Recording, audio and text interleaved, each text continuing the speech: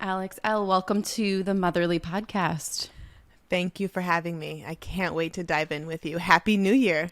Happy New Year. Let's start again, worlds. We have a fresh take and we're thrilled to have you on. So you became a mother quite young. And I'm curious if you had an idea of what motherhood would be like before 18 when you became a mom for the first time. Oh, no, I had no idea, of course. And I was in a really broken place when I had my first daughter.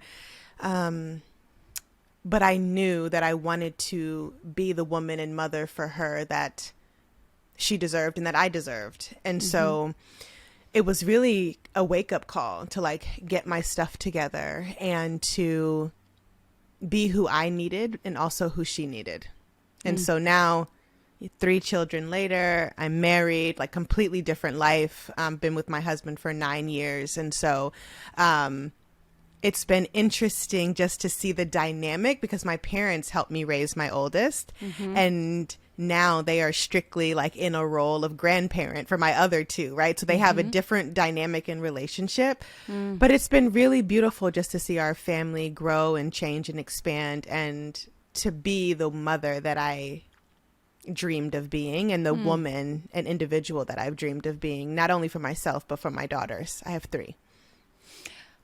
I wonder what you might say to yourself, to that 18-year-old who has no idea what she's really facing.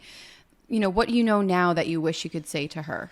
Oh, I would say so many things. I often do my inner child work and I think about how I would mentor, my younger self and how I would love on her and support her. And I think what I would say to her in regards to motherhood is that you don't need another human being to make you love yourself, because that's essentially the path I was on, just looking for love in the wrong places, searching for love in the wrong places. And of course, becoming a teen mother is very layered. And is deeply rooted in things like trauma and a lot of childhood wounds and things like that. But what I would say is just that she knows how to love herself, or she will learn rather how to love herself along the way. And a baby isn't going to make that happen. And so, yeah, it's layered. It's layered. Well, speaking of looking at similar experiences with new eyes, I know you went through IVF for your second pregnancy. What did that experience teach you about yourself? Well, it's interesting. That is interesting because my husband and I were trying to conceive for about a year and a half, and we got pregnant, and then that ended in a miscarriage. And then we were wondering, okay, well, what else is next? So we tried again for a year, nothing. So it was time to get tested. And so we went and got tested. Excuse me. So we went and got tested, and our diagnosis was male factor infertility. And so a lot of people don't talk about that because often, or the world tells us it's the woman's air quote fault that conception can't happen. And it's not a fault of anyone, the male or the woman. It is just a medical thing. And so we ended up saying, okay, we don't want to go straight to IVF. We want to do IUI. So for folks who aren't familiar, IUI is intrauterine insemination. And we did 9 of those and none of them worked. And so this experience of being with my loving partner, my best friend, and not being able to conceive was a learning journey in itself. And a part of me felt really like I was being punished because I had a child young, and I was being punished for, just not doing things the air quote right way. We ended up deciding, okay, we're going to do IVF and see how this works for us. We had really good chance because we had the experience with Pixie where they take the sperm and they insert it directly into the egg. And it's just really amazing what science can do. But anyway, we did IVF, and we ended up having 6 embryos. And it was wild because we were like, okay, we're at this point. We know what the diagnosis is. We're no longer like, we're no longer waiting for a pregnancy test to be positive, because that was really like traumatic too. Like every month for 2.5, 3 years, getting a period when we wanted to get a baby, it was just, like when I think back, it was the most devastating thing for us to walk through. And not only for me, but for my husband, because then he had to wrestle with like, well, what is wrong with me, you know? And so it was just really expansive for us to be going through what we went through. And luckily, IVF worked on the first try for us, and it almost didn't, because none of the embryos had hatched yet, is how they say. And so we were going to go in for our egg transplant, our egg transfer, and our nurse called us and said, none of the eggs have, you know, the embryos have hatched yet, and so we may not be able to do this. And we were absolutely devastated. So we were absolutely devastated. And then we got a call from our nurse and said, one embryo hatched. You can come in for your transfer. You can come in for your transfer tomorrow. That same cycle. You can come in for your transfer tomorrow. And we did. And it took, and it was, we were not out of the park because we had miscarriage under our belt. Right. And so I started spotting. I spotted for 6 weeks after that. So then it's just like, oh my gosh, like, are we going to get a break in this? Thankfully, I made it to term, and we had a almost 9-pound baby. Her name is Elle, and she's almost 4 now. And it was just like, wow, this is all we need. You know, it was just like we were in this moment of like, finally, we're there. And then 20 months later, I welcomed Maximus, my third daughter, into the world. And she came on her own. And our fertility team was shocked. We were shocked. We were not expecting to be pregnant. When Isla was a year old with another one, we were just like, wow, okay, so it doesn't matter how we plan. Things happen when they're going to happen, I guess, in this sense. So that's our fertility story, kind of like long-winded, but in a nutshell. I wonder if you could share a little bit about really, I guess, how you mothered yourself and tended to your husband's needs in that really long period of unknowing, of hoping and having your heart broken, of not knowing where the story goes. How did you kind of practice what you preach in that sense during that time? Because so many other, you know, hopeful moms go through this experience, and many don't end up having a child at the end of it. It was hard. I don't really know how to put it into words. It just took a lot of self-nurturing and a lot of compassion. It took a lot of hard conversations, because my husband didn't want to go to the doctor and get tested. He was extremely nervous about that. And it required us to dig deep into the love that we had for each other, and to dig deep into our friendship. And to also honor the fact that we were both scared. We both didn't know what was going to happen, but we knew that we wanted children together, and we knew that this was our option. And luckily for us, I will say, it was a big privilege for us that our insurance covered our IVF. Wow. Everything but $5,000. And I know that a lot of couples don't have that. And what's wild is that after Isla was born, we got a letter saying that they were no longer going to be offering that for families. And it just felt really aligned and timely that we were able to take advantage of that perk. And so I'm sure that not having that financial piece allowed us to have a little bit more ease, because, you know, $27,500 for something that may not work is huge. And I understand the privilege in being able to not have to pay that.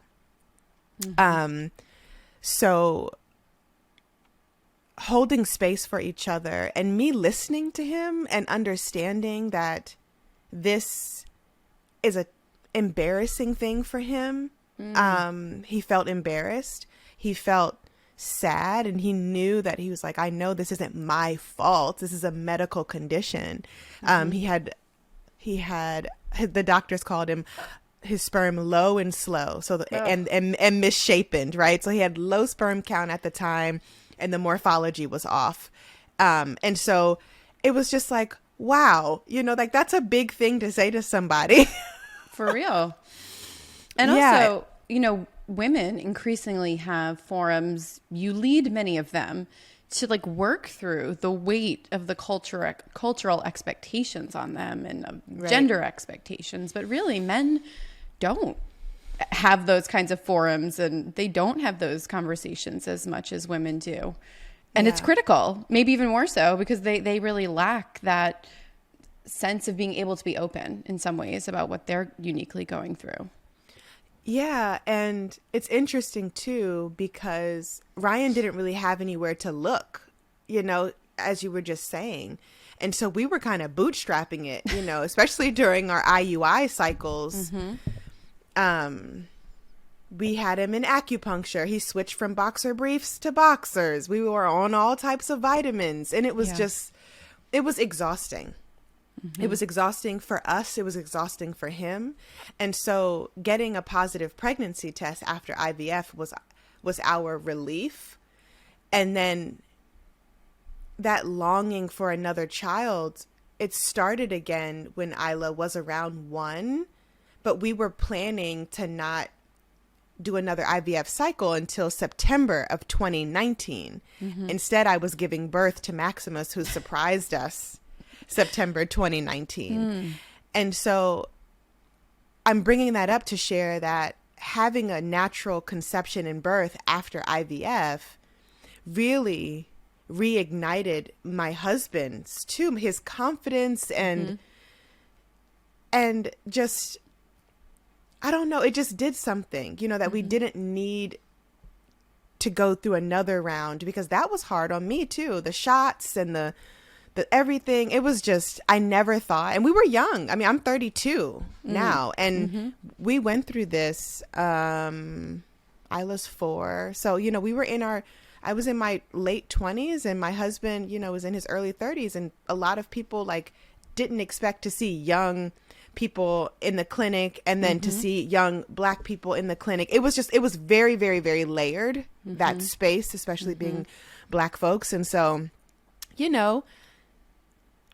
parenthood is a work and walk in practice. That's what I always say.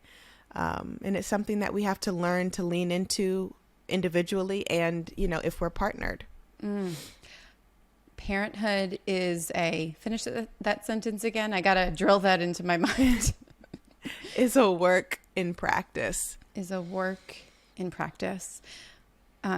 Yes, it is. Parenthood is, for me, certainly the greatest teacher and also the greatest challenge. And those two, of course, go together.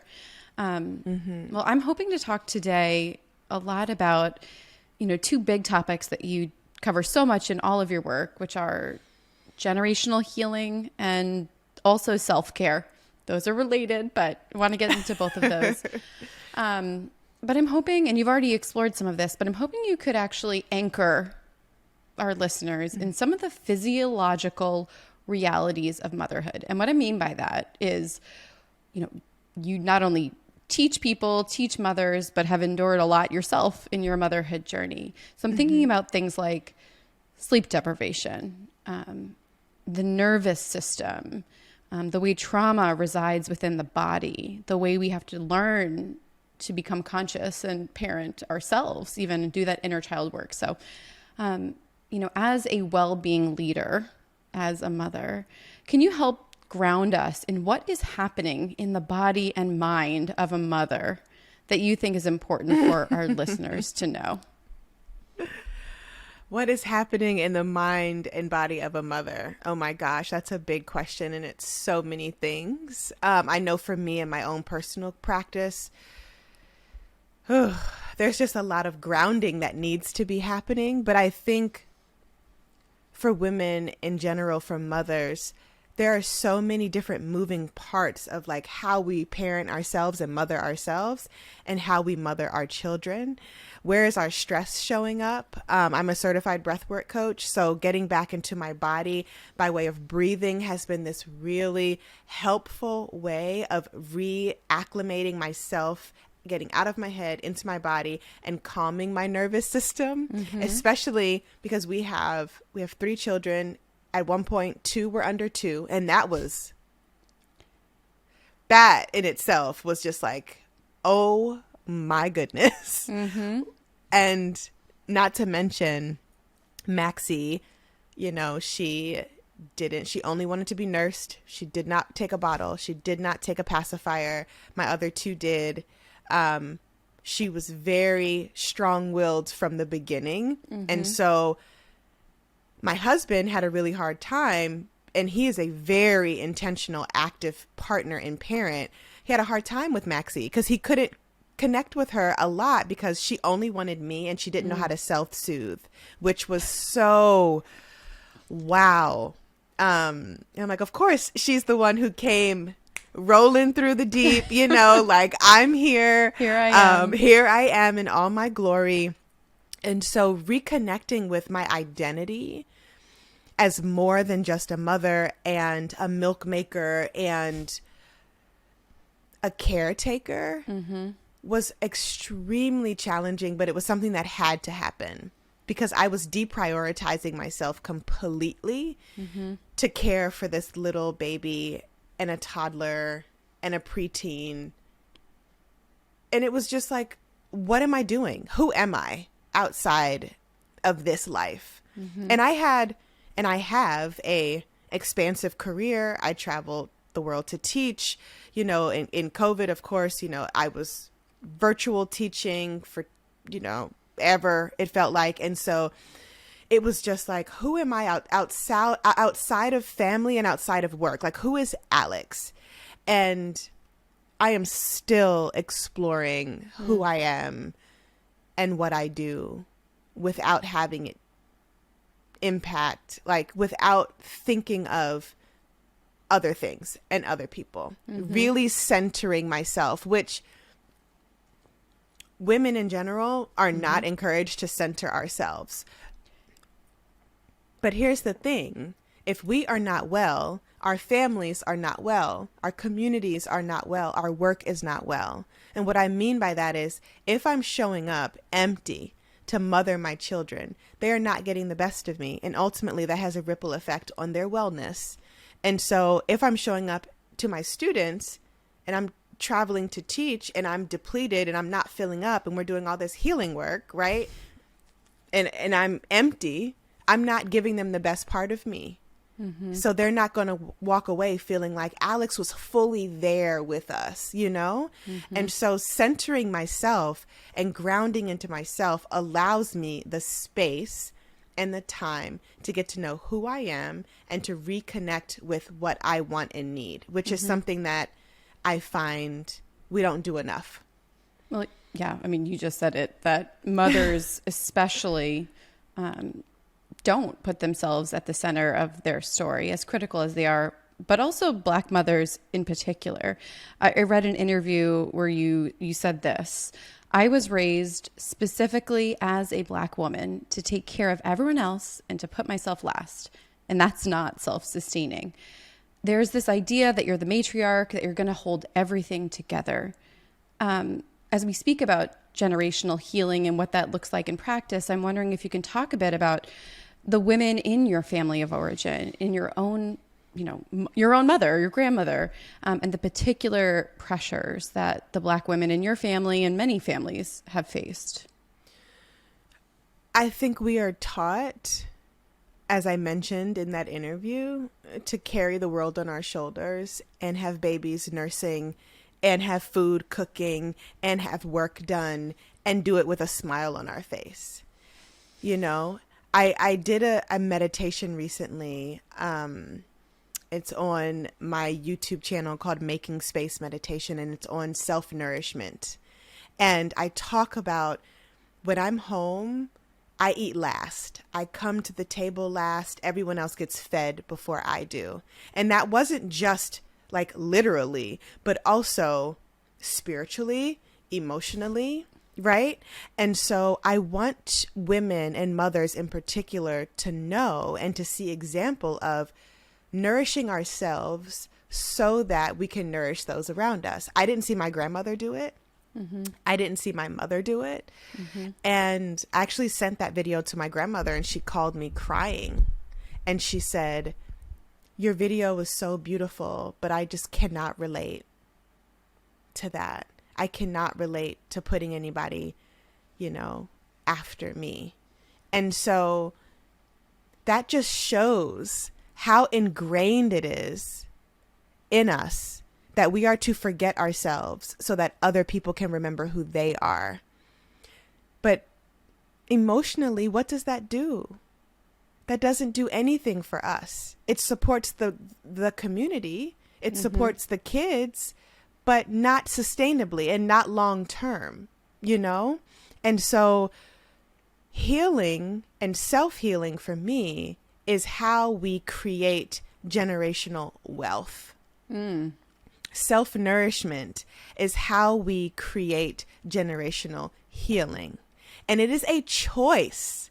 I am a big believer in the power of choice. It is a choice to reclaim our power and nourish ourselves and feed ourselves first. I was speaking with a friend of mine who's a therapist, and she said, the doctors send you home from the hospital and encourage you to drink water so your milk can come in and really you can hydrate, and so your body can function so you can feed your baby. She said, think about that. You have to nurture and nourish yourself and hydrate yourself mm-hmm. so that your body can do what it's going to do for your child. So when we think about things from that like cellular level, that mm-hmm. micro level, we have to feed ourselves first in order to feed other people, quite literally. And so for me, that is generational wealth and healing mm-hmm. and reprogramming of some of the trauma that is passed down.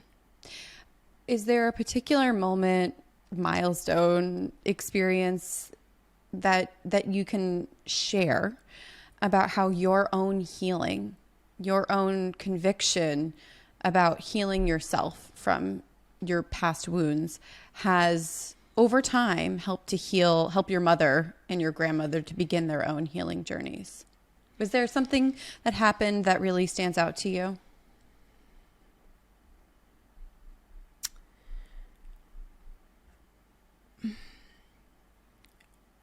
My thoughts keep going to choosing myself and choosing this path as a career, choosing to be a writer, choosing to live a creative life.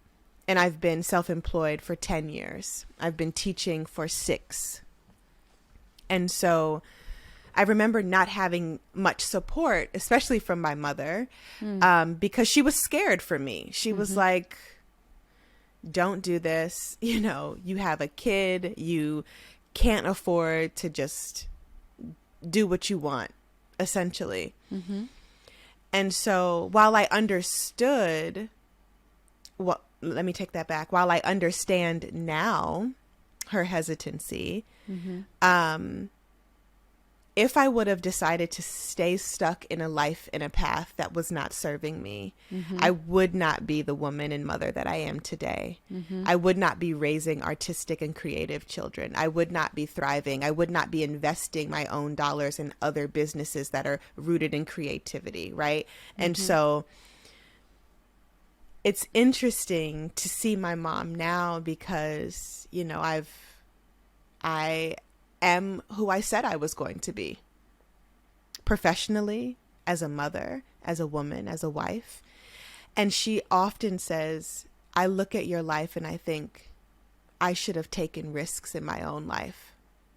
And we've recently had some hard conversations and just getting to know each other as women, and me getting to know her as a woman. Like, what made her so scared? her mother made her scared. Her mother told her, you better not move away to California. It's just you and Alex. You're not going to have any support there. She had a job opportunity. I just found this out a year ago. And she said, I never told anyone. I never told you this, but I had a job opportunity in San Francisco and I was going to take it. But your Nana talked me out of it.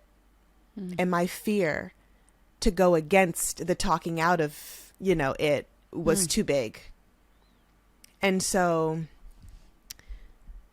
I like that my life inspires my mother to live her life in a way that she wants to live now.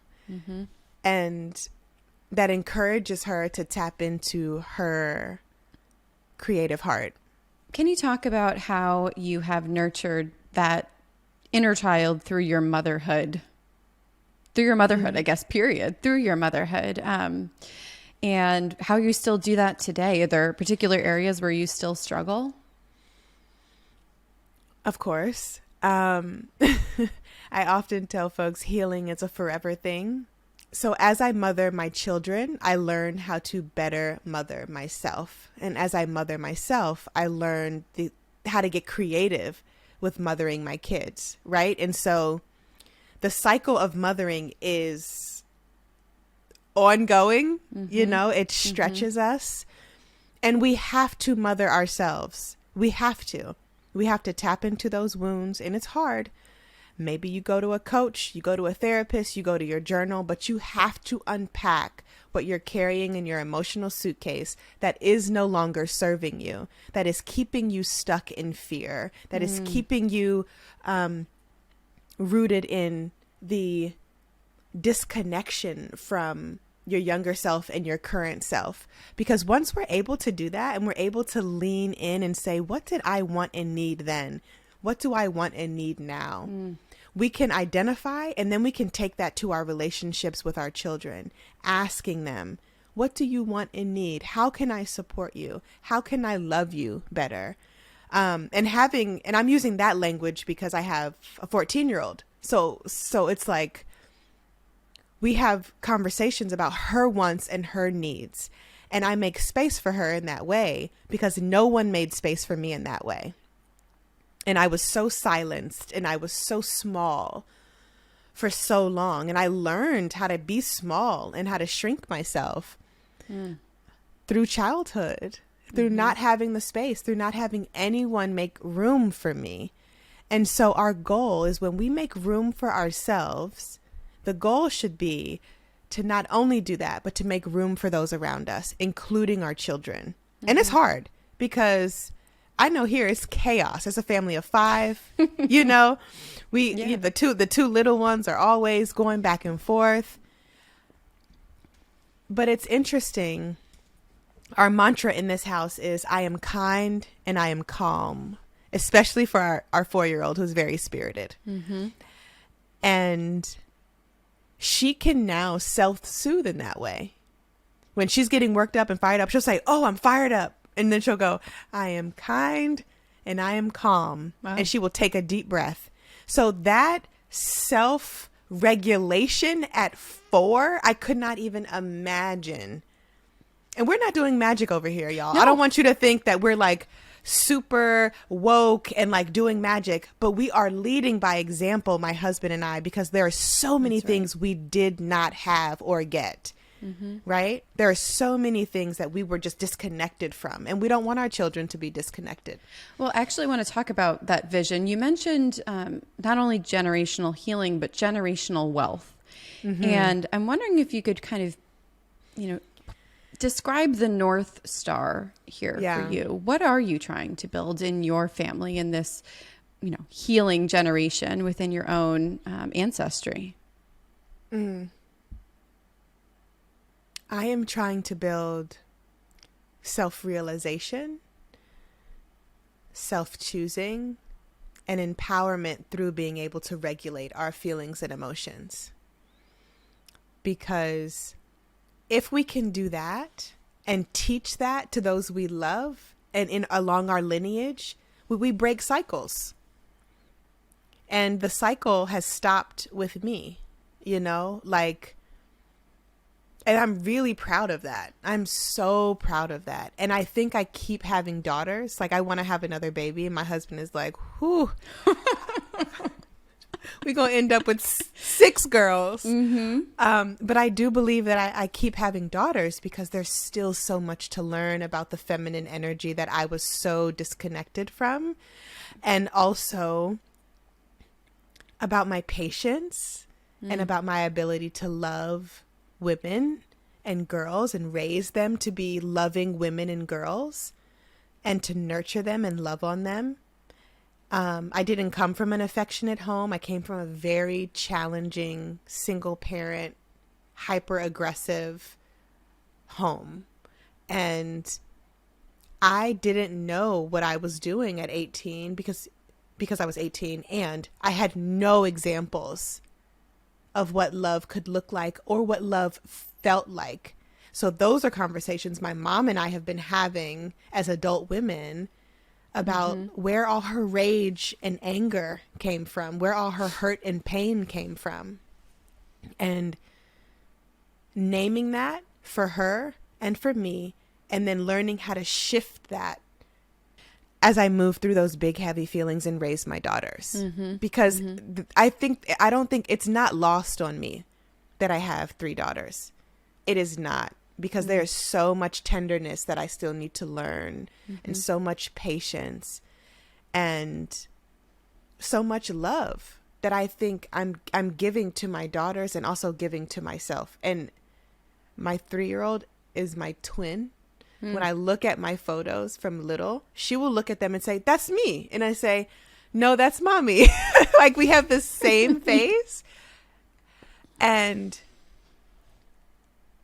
I think that happened on purpose too. Because she's a mirror for me. All of my girls are, but especially that one, especially Isla, for sure. She's the one that presses my buttons the most. She's the one that gives us the time the most, is that one. But she's also the sweetest one, the most tender one. And it's like yin and yang, and like how our children can be our mirrors if we let them. I do try. We try. We fail and we try. We try and we fail. We try and we fail. I want to be super clear on that. We try and we fail. And it's okay. And something that I didn't have growing up is apology. So when I drop the ball, I apologize to my children. If I snap or I'm impatient or I'm raising my voice, Isla will say, "Mommy, I don't like when you raise your voice at me. That hurt my feelings." And I take a deep breath and I say, "I'm sorry. I love you. I did not mean to hurt your feelings. I will do better." And I had no one. It was like, if I ever said to my mother, she hurt my feelings, she would have probably pushed me across the room. And so to hold space for her and say, "I will do better. I am sorry. I love you." And she's like, "It's okay, mommy. I love you too." And so you're allowed to be human. You're allowed to be human. Yes, I mean, I think absolutely. that's what a lot of your work is too. Like, yes, we can heal. And at the end of the day, it's not perfect. It will never be perfect. And honoring that too. Yeah. Yeah. I also want to talk a bit about the role that writing has played in your own personal healing journey, but then also your leadership of writing as self-care, really for like a generation of women. Why was writing so therapeutic for you? And then do you have any guidance on how to write in a way that can be healing for especially those listeners who are going through, probably all listeners, a really hard season of motherhood right now? Writing came into my life by way of therapy. Okay. At 19. So I was a new mother and in therapy. I had always been a writer at heart, always writing poems, stories, and things growing up. But it wasn't until 19 that I started exploring what it meant to write to heal. So I teach Writing to Heal courses and retreats and workshops and have been doing that for many years. And the reason why Writing to Heal connects with me on a cellular level is because I never had a voice. I was silenced, and I was the only child. And so when I was younger and through middle school and high school, I was writing for comfort and play and loneliness and all those things.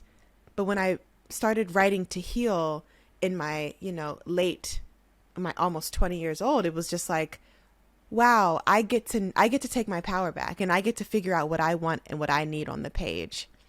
And so what I always tell folks, and this is a great question to ask because I just finished a 9-day teaching at Savannah in Arizona. I was there teaching Writing to Heal, and it was the most, first of all, being back in person after 2 years left me so emotional because I missed people so much. And it was different than teaching online. I taught 10,000 people during COVID, like during the thick of COVID. And, now it's like, wow, like that was great, that community. But teaching small group and really hearing folks and seeing people's stories and giving them permission to show up on the page in this in person after really 3 years, because I was pregnant and anyway, but long time. It was just like, we need each other in this life. We need each other's stories. You don't have to write books. You don't have to be posting on social media. You don't need a blog, but we need one another's stories. We need that community in whatever capacity we feel safe in sharing. And so what I would tell mothers, ask yourself these 3 questions every day. You don't have to write them down. I would encourage you to, because that's my work. But who am I today? How am I feeling in my body? And what am I grateful for? Those 3 questions are basic, y'all. They are bare bones, back to basics. And that is where our healing starts. The ground level. And for me, answering those questions every day, sometimes I write them in my journal, sometimes I voice note them, sometimes I think about it on my morning walk, allows me the clarity to get closer to myself so that I can come back into whatever space I left with intention. And just lighter, like asking myself, Alex, what do you need today? And really answering that without shame or judgment, even if that's like, I need to go to a hotel and be by myself. And I have done that during the pandemic. I have done that. And I've said to my husband, I need space. And he'll say, how can I support you? I'm going to go to the hotel. I'm going to go to a hotel for the weekend and just rest. And he'll say, okay, I got it. And he just got back from his hotel stay. He was here with the kids for 9 days alone. And the minute I got back, I said, you're going, bye. And he left. He just got back yesterday. I love that. I love that you can do that for one another. And I love, go ahead.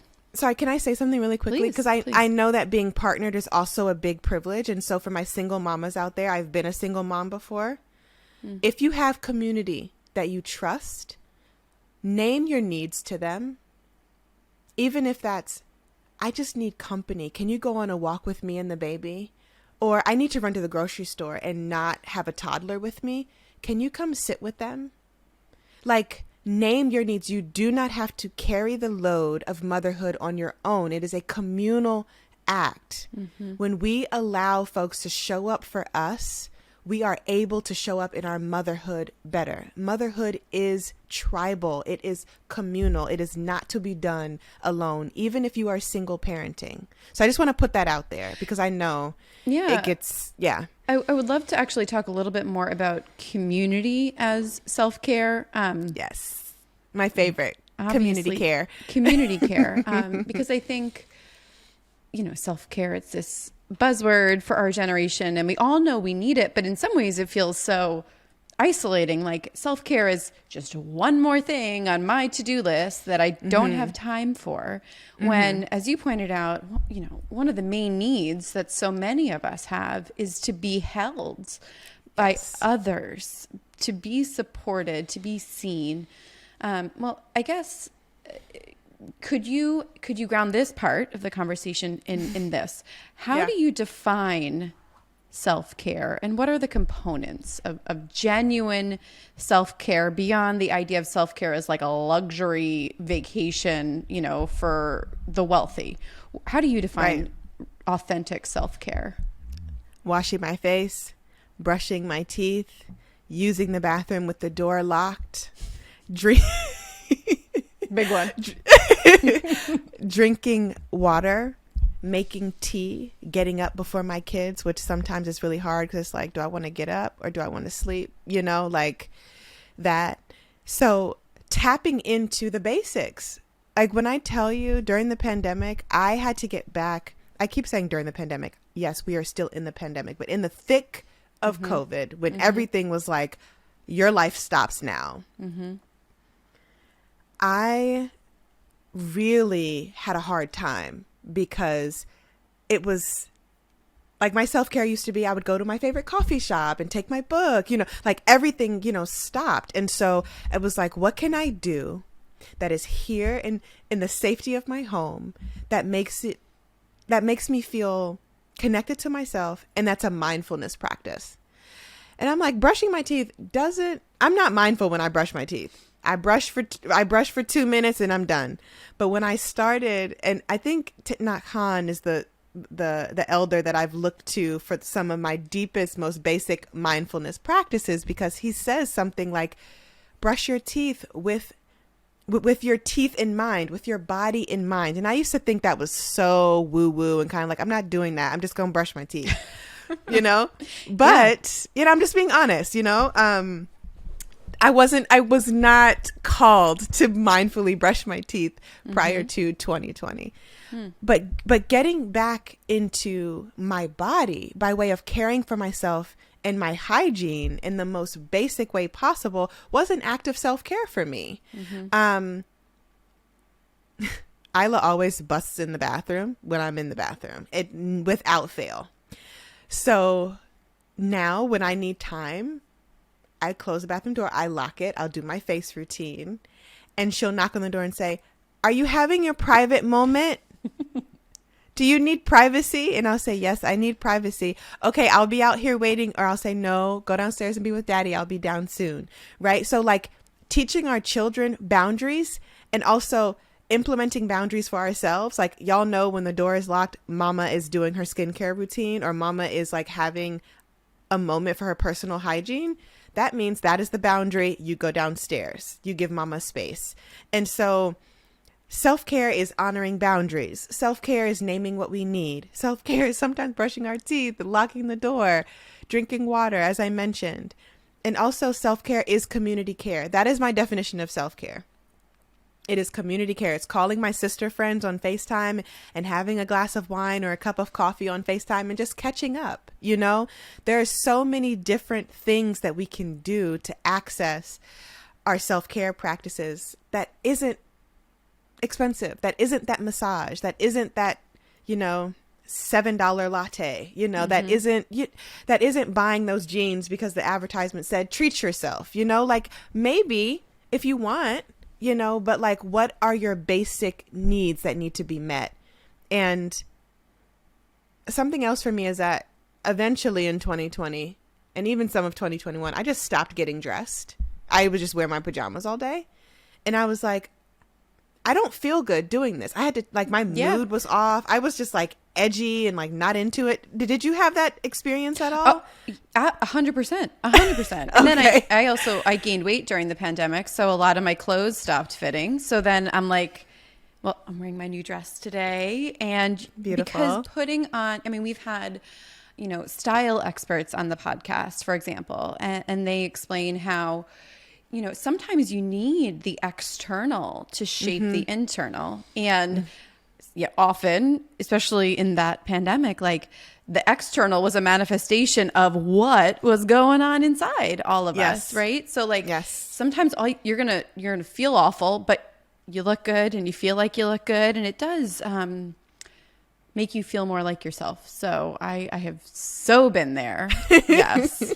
I'm still working through that, but sure. Yes. Yes. So I started getting dressed and I started like putting my eyebrows on and maybe sometimes like putting some mascara and some blush and like have nowhere to go. But if I walk past the mirror, I feel like, oh, hey girl, like, hi, you know, and not feeling gross because I haven't showered in 3 days and I'm still in my same sweatpants, you know, and I'm doing Zoom calls like only from like the waist up and like, totally, you know, just that is self-care. And I've actually moved away from using self-care so much and I've leaned deeper into self-nurturing because that just feels more cozy. It feels more self-centered. It feels more intentional.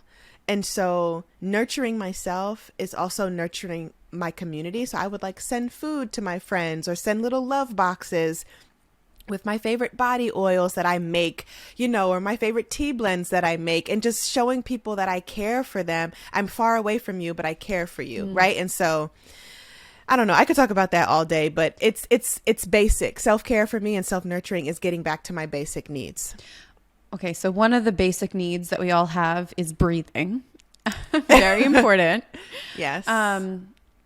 But maybe a little bit misunderstood or taken for granted. You know, we've talked a lot today about just how demanding motherhood is on the mind and body. You're a certified breathwork coach. What is that? And can you talk a bit about how being intentional with the breath and breath work can be healing, especially for mothers? Yeah. So for me, I define the work that I do with breath work in teaching people how to intentionally connect with their bodies by way of breathing. And the reason why I got my certification is because I was completely stressed out and burnt out, and I was not breathing with intention, and I also have anxiety and depression. And so walking through the world with those two things in such a heightened, I would say like trauma is heightened, you know, right now with everything that's going on in the world. And so I was overwhelmed and I was not connected to myself. And so I was like, what can I do that will reconnect me to my breath and that will reconnect me to my body? And that, for me, another basic thing was breathing and finding new techniques to ease my anxiety. The box breath is my favorite. It's an inhale for 4, hold for 4, and then exhale slowly for 4. And that's really recentering. And it also helps balance out our nervous system if we're feeling all over the place. And so the reason why I think that breath work is important is that everyone, if you are alive, you are breathing.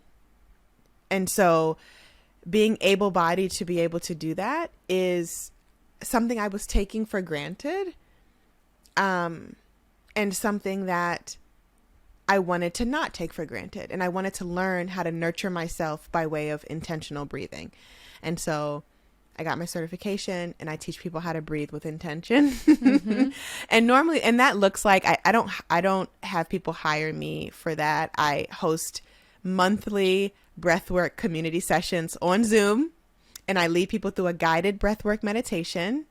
And then we have some fellowship after the call, and we talk about where we feel like we're holding our breath in our life and how we want to lead and live with more intention. And it's just really beautiful to give that to the community as a way of a reminder that it doesn't always have to be a big lift or a heavy lift. It can be as easeful as getting back into your body and breathing.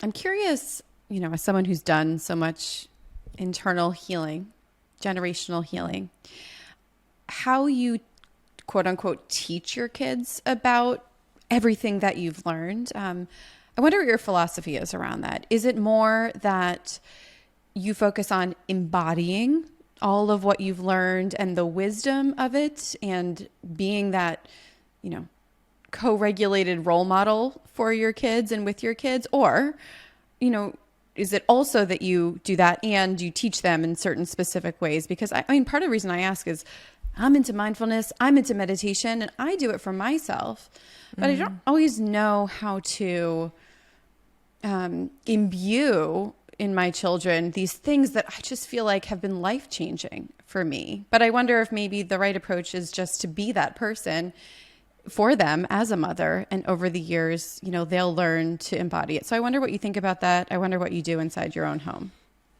I mean, it is all about embodying for me and leading by example. Like my kids see me taking deep breaths, and hence why they take deep breaths. And we also love the Calm app, and they have great like mini breathwork sessions for toddlers, which is awesome. So if you feel like, I don't really know how to teach my toddler, or my toddler won't listen to me, because, you know, sometimes that's true too. Yep. Like you do a breathwork exercise together on an app of your choosing, and having that time to co-regulate and have fun is awesome. So leading by example is what I would say to that. I mean, Isla, who's the 3-year-old, will say to Maxie, who is 2, she would take her hands and say, "Take a deep breath, sister."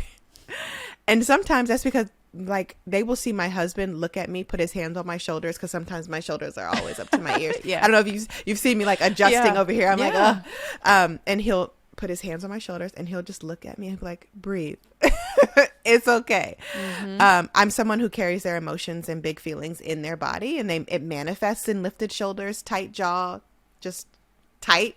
And so softening and unclenching my jaw. And so it's a work in progress. And also I have people in my life who remind me to be who I say I am and to breathe through it. And with that, our kids are watching, you know? And so our oldest, she has anxiety, and, you know, we do a lot of these techniques with her. I don't think it hits the same because we're her parents. Right. So, you know, she sees a therapist and a psychiatrist, and of course it hits different from them. And so it's just like letting your kids tell you what they need, and also show your kids what they might need. Because Charlie, who's my oldest, I sigh breath a lot.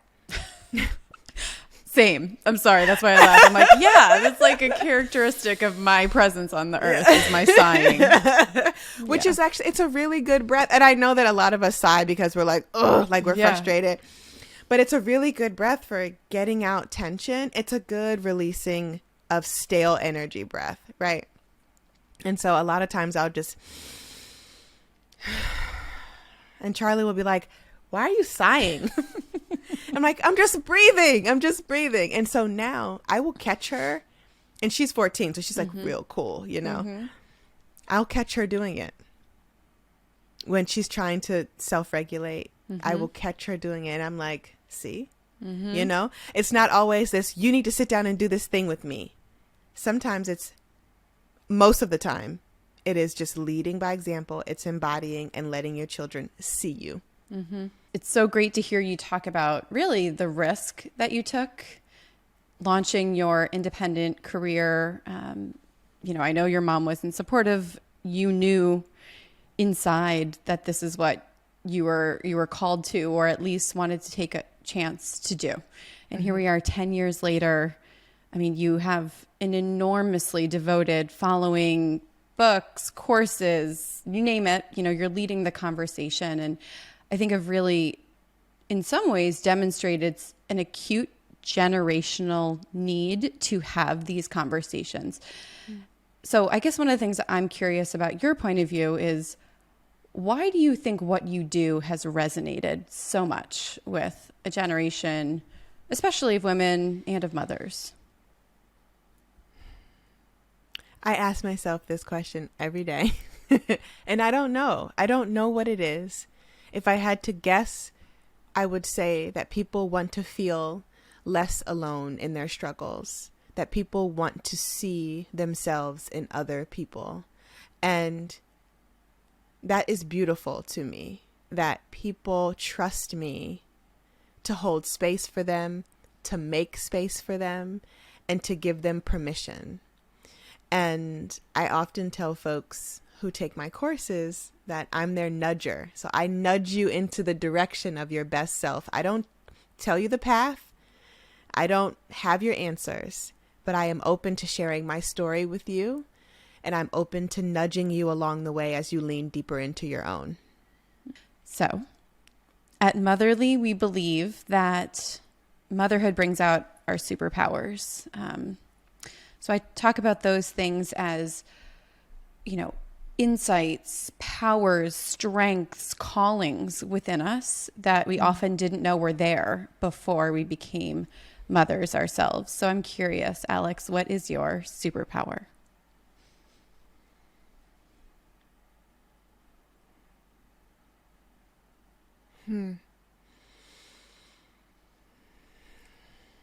That is such a good question, and I am stumped. What is my superpower?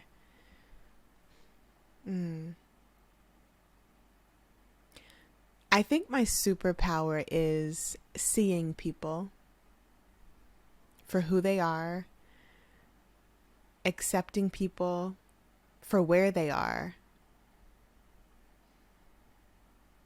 and giving people permission through my actions that I am a safe place. I think that's it. Yeah, I couldn't agree more. I was noticing just my nervous system feels regulated when I'm reading all of your work, and there's like a soothingness, a presence to what you do that feels really good to be around. I agree. That is a wonderful superpower. You totally got it. Thank you. All right. I actually have one question that came up for me. Yeah. And then I'm going to do the closing, and I'll let you go. Thank you for all your time. Of course. We've talked a lot on this podcast about mindfulness. You've mentioned the term embodiment a lot. I'm curious what those two things are, how you see them as different. And I particularly ask of this audience of mothers for whom motherhood is an embodied experience, right? So what is mindfulness? What is embodiment? How do they relate to each other, especially for moms? That's a good question.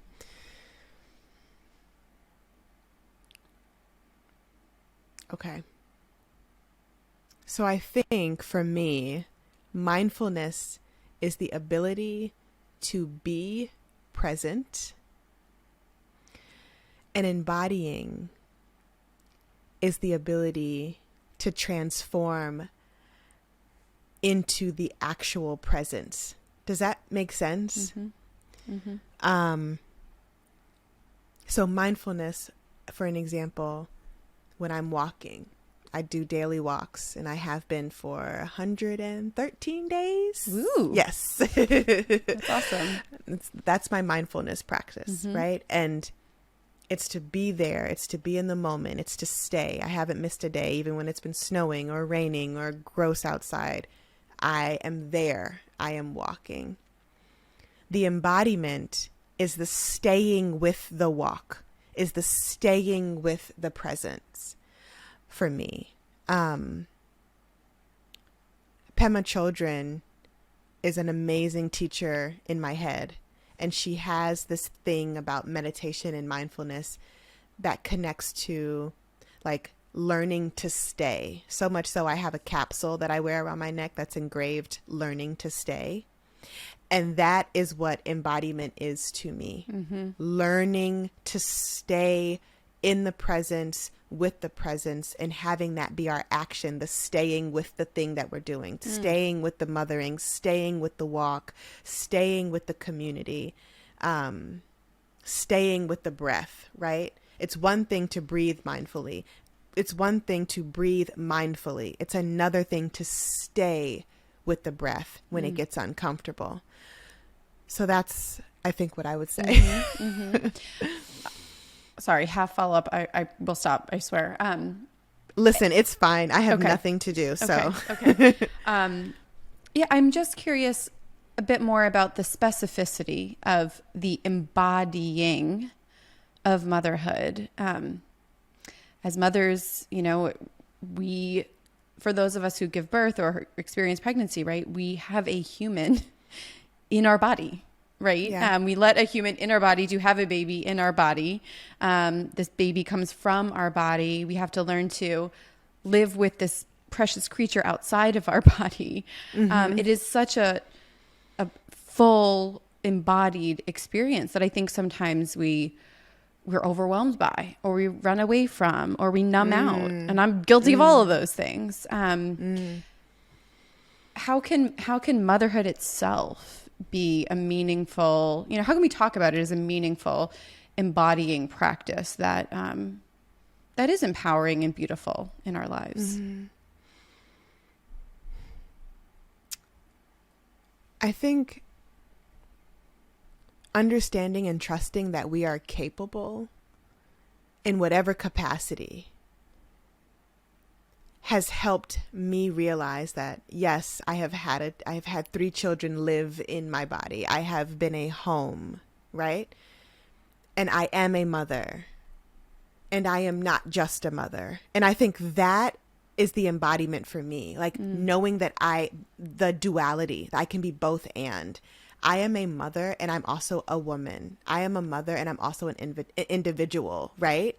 And so I don't want to use the word separating, but creating space for both the individual woman, mother, and also the individual period, right? Like not having it be like, I'm just a mother. Yes, I've had these babies and I am embodied through them, and all I do in this life is care and nurture and take care of other people. That is a part of motherhood. We sign up to take care of our children, right? And if we can't, there are avenues that folks take, correct? And so it's like, but when we choose to have these children and raise them and take care of them, how do we not allow mothering to be the only thing that makes us who we are? Because who were we before mothering? And that's hard for me to answer because I was 18. I had no idea who I was, And so, but I do know who I was when before I had Isla. Like, who was that Alex? What did she like? How did she find herself? Right. So it's like in that both and, in the duality of, yes, I am a mother and I am also an individual. And being able to embody both. Like, just because you're a mother doesn't mean that is all you are and that is all you need to be and that's all you will be. And we live in a culture that I think generationally, this is a generation of women and parents saying, I'm not just a mother. I am. It's both and, but we are still fighting the weight of other ways that we were raised, those pressures that are expected to us, the martyrdom mentality of motherhood, right? We are still fighting that. And that's what the healing work can do, I think. A thought that just came up for me was like, it's hard for us to do our healing work if we are completely centered on one thing. If we are completely centered on just being the mother, right? How can we heal our inner child? How can we be a mentor to our inner self if we are all consumed with our children all the time? And I maybe I'm not going to want to hear myself say this back, but I'm going to say it. I have gotten to a place in my life where I am not all consumed with my children. And I want to be friends with women who are not all consumed with their children. And I have found that some of my community who I love deeply and dearly, who have become mothers, they're also first-time mothers, which I know there's a different expansiveness and shift there. But they are all consumed with their children. And so our time together can't just be 2 women, right? It is only about the kids or only about the husband. And that's not fulfilling for me. That's not something I enjoy. And I remember being out with one of my close girlfriends, and we have the type of relationship where we can kind of like check each other, right? So she was like, oh, I miss my son so much. I miss my husband so much. I said, that is so sweet. And you have said that every hour on the hour. And she's like, Shit, I know. Sorry for cussing. But and then we just laughed about it. She was like, you don't, and she's a first time mother too. So it's like holding space for her to like be in that. And she was like, you don't miss the kids? I said, no, they will be fine. We are away for 2 days. They will be okay. Daddy has it. Yeah. You know? No. And it was hard for her. She was like, I have to get used to this. I said, you do. Because if we're going to be going out together, you cannot just be talking about your son. And she just started laughing. But I think that gets back to the embodiment. We've had science reporters on this podcast. And one of the motherhood embodiment statistics that really spoke to me was that I think it's something like 80% of a new mother's thoughts, a first time new mother's thoughts, 80% of them are about her baby. And I remember when I had my first child, if I was in another room from him, I literally felt like my arm was missing. Yes. I felt a phantom like a lack of a presence, like, and it was like desperate, like, where's my baby, and then learning about how the brain and the body are reprogrammed by first time motherhood, which is a form of puberty, right, for women. Learning how that is what I embodied in that journey, and now I can gladly be without my child in the same room as me, and I don't feel like I'm missing anything. But that is itself the process of what does it mean to embody motherhood in the beginning? What does it mean to gain confidence and give yourself grace as you learn to, like, you know, as the saying goes, like, live with your heart walking outside of your body as a mother. That's literally what's happening. That is what's happening. That is what's happening. And I remember, you know, my friend and I, we had that moment of joking, and it was fine. But then she said, you know, I'm really trying to get better at that because and she's also a stay-at-home mother. And so she's like, all I am is a goddamn mother. And she was like, I like other things. I do other things. So then we ended up having a whole like mama conversation and woman conversation about how we can be both and without shame or guilt, because that's really where it comes in. She's like, I feel guilty if I don't say I miss them. I feel guilty or shameful that I'm even here when I should be home, but I don't want to be home. I want to be here. So listening to all of our complex feelings and having people that you feel safe with to like check you and joke with you, like, it's okay, girl, you'll be all right. And also, I love you and I see you and I feel you, is something, again, community care in motherhood. Getting with people who understand where you are, who can hold space for where you are, even if they're no longer there. That I think actually that mentor role, especially among those who are trying to do motherhood mindfully, that's an underappreciated, you know, member of at least my community. You know, moms who have been there, and you know, in my franticness, they're like, oh yeah, I kind of remember that part, you know, and it doesn't look like a big deal to them anymore, which is just, it does help me put a lot of, or, you know, the milestones and challenges in perspective. It's a huge thing in my development personally. Yeah. Finding that ease and that balance and the harmonizing really of the mother and of the individual woman. I think it's all about harmonizing, and it's a work in progress. Like, may not happen for a very long time, but I do think it will happen. And if we want to be free, if we want to get free, we have to understand that things can be both and. We have to be in a space where we're open to the duality of our lives and what motherhood has to offer. You brought up the word ease. And wow, that does not feel like a word that I get to embody, but I want to embody motherhood with ease. What do you think motherhood with ease looks like? Slowing down. That's what it looks like. I wear ease around my neck. I have a necklace that says ease. It's a nameplate just to remind me when I look in the mirror, to remind me of that is my word. That is my go-to. It is my reminder to slow down And as someone who grew up in a house very kind of chaotic and rushed always, I never got to experience easefulness. And so when I catch myself or rushing my kids, I'm like, no, let's slow down and let's have a moment of ease. So that's what it means for me. It's just that micro shift of slowing down, even if it's just for 3 seconds. Thank you for giving us all that permission to slow down and be more present, really honor this season of motherhood that I think we often feel like we can't slow down, but it's better when we do. It is better when we do, for everyone. So, Alex, Elle, thank you so much for joining us and sharing all your wisdom, your hard-won lessons, and for your work. Thanks for joining us on the Motherly Podcast. Thank you so much for having me. This was wonderful.